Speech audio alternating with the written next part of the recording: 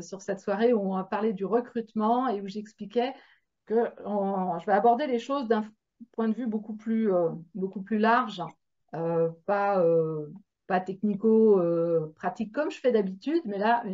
une autre vision, parce que le côté pratico-pratique, bah, vous avez ça sur les sites du gouvernement, de Pôle emploi, sur les sites des annonces qui font des recrutements. Donc là, c'est pour amener un petit peu une autre vision. Et donc la question que j'ai posée à tout le monde, c'est la taille de l'entreprise et alors voilà, donc le nombre de personnes et si chacun intervient ou pas en tant que recruteur.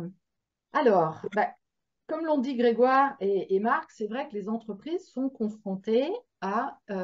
des problèmes de faire venir du monde au niveau des recrutements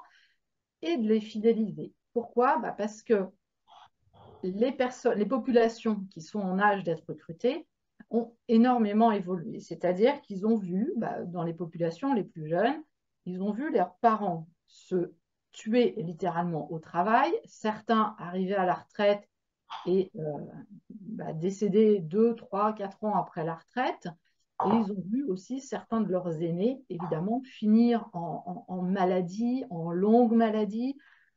donc, très clairement, ça ne donne pas envie forcément de s'investir à fond dans les entreprises, ce qui fait que les nouvelles générations, eh ben, elles vont plus être sur